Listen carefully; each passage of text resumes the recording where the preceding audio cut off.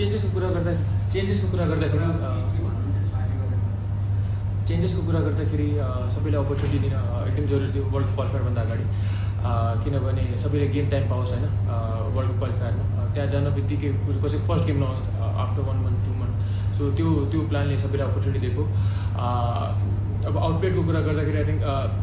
दुईटै ओपनरले एकदम राम्रो खेले हैन दे टुक देयर रिस्क र तिनीहरू रिवार्ड पनि पाए त्यही हिसाबले ब्याटिङमा I think we missed partnership हैन जुन हाम्रो स्ट्रेन्थ थियो लास्ट 2 गेम्समा त्यो चाहिँ मिस गऱ्यौँ स्पेसली जुन रोटेसन थियो रोटेसन स्ट्राइक त्यो त्यहाँ चाहिँ बढी नै मिस गऱ्यौँ रेगुलर इन्टरभल्समा विकेट दियौँ सो आई थिङ्क त्यो चाहिँ रिजन छ जहाँ चाहिँ कोल्याप्स भयो 123 चाहिँ अलिकति कम टोटल भएर पनि त्यो बलिङमा चाहिँ हुन्छ नि हामीले अब अलिकति त्यो डिफेन्ड गर्न टोटल नपुगेर चाहिँ अलिकति होपलेस जस्तो पनि देखियो त्यो फिल्डमा पनि त्यो अलिकति ब्याड लक पनि थियो होइन सँगसँगै तर त्यो चाहिँ टोटल कम भएर पनि अलिकति डाउन भएको थियो होइन एफर्टमा चाहिँ कुनै पनि कमी थिएन जस्तो लाग्छ मलाई होइन अब रिजल्ट नआएपछि त्यो देखिन्छ होइन बट स्टिल हामीले 123 डिफेन्ड गर्छौँ भनेर गएको ग्राउन्डमा त्यो चाहिँ हुन पाएन अपर्च्युनिटिजहरू पनि क्रिएट भएको थियो जहाँ चाहिँ मिस गर्न पुग्यौँ तर यो गेम्सहरूमा हुन्छ बट स्टिल यहाँदेखि कसरी कमब्याक गर्ने त्यो चाहिँ एकदम इम्पोर्टेन्ट कुरा हो ओभरअल हेर्दा चाहिँ अब 2-1 विन होइन अब तपाईँको क्याप्टेन्सीमा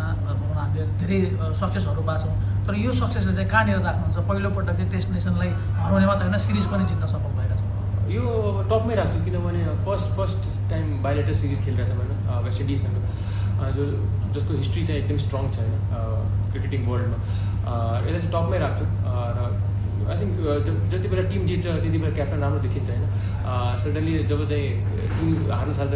क्याप्टन नराम्रो देखिन थाल्छ सो आई थिङ्क टिमको एकदम इम्पोर्टेन्ट रोल छ यहाँ होइन मलाई राम्रो देखिनमा so I think credit must go to team अब यो सिरिजमा चाहिँ हामीले धेरै चेन्जेसहरू प्लेयरहरू ट्रायल पनि गर्यो सबैलाई चान्स दियो होइन तर अब अलिकति एउटा इस्यु भनेको चाहिँ सन्दीप लामिछानेको इन्भल्भमेन्टलाई लिएर छ अब यो सिरिजमा उहाँ खेल्नु भएन वर्ल्ड कप क्वालिफायरमा जाँदाखेरि चाहिँ उहाँ टिममा हुनुहुन्न के छ अपडेट चाहिँ यो सिरिजको लागि अनअवेलेबल थिएँ होइन सो फुल्ली टुमोरो चाहिँ केही न्युज आउन सक्छ त्यति बेलासम्म म कुर्छु होइन आफूलाई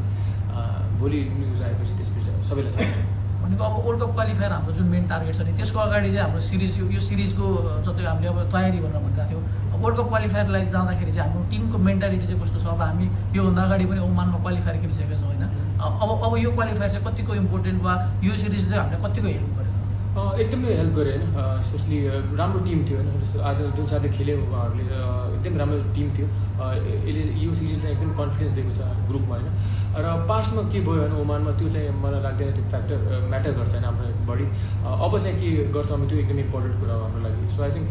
प्रिपेरेसन वाइज वेल प्रिपेयर्ड छ होइन लास्ट स्कटल्यान्ड सिरिजदेखि लिएर अस्ट्रेलिया सिओईमा जुन हामीले हार्डवर्क पुटिङ गऱ्यौँ सो आई थिङ्क सबै समराइज गर्दाखेरि 2-3 मन्थमा I think we are well prepared अब चाहिँ अब जति पनि प्रिपरेसन भयो अब त्यहाँ एक्जिक्युसनको पार्ट आउँछ अक्टोबरमा वानमा so I think we are well prepared नन्दनको इन्जुरी चाहिँ जस्तो फर्स्ट गेम पछि हामीले अब वार्मअपमा चाहिँ देखिरहेको छ होइन उहाँ कतिको सिरियस इन्जुरी हो र वर्ल्ड कप क्वालिफायरको लागि डाउट जस्तो केही छ कि छैन अहिलेको लागि फिट छन् होइन आज हामीले रिस्क नलिएको किनभने वर्ल्ड कप क्वालिफायर एकदम इम्पोर्टेन्ट छ हाम्रो लागि सो त्यसको लागि रेडी हुनको लागि आज चाहिँ रिस्क नलिएर वर्ल्ड कप क्वालिफायरमा हुन्छ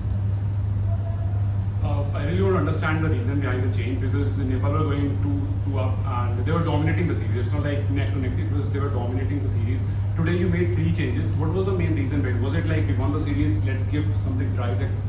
go for our experimental change? Because earlier I was listening to Stuart Law, he said it's a good headache to have a lot of players in your team, in-form player, but we cannot play everyone. So is it just giving chance to players who didn't get chance in earlier matches, or because we have World Cup qualifier ahead? So players who haven't played yet, is it just to give them a chance, or you were just trying something new? Because Kushal Malla as an opener, we saw a lot of changes today. What was the main reason behind it? The main reason was to give game time to all the players, especially when you walk into qualifiers. Everyone needs to have a game time, especially the 3 players which didn't get a game time. So it should not be new for them suddenly walking into if someone gets be unable for the unfit, he is unfit, so I think they should be very ready for the game. So that was the reason to give game to them. So just give it a game time, that's yeah. Because you removed Asif, he used to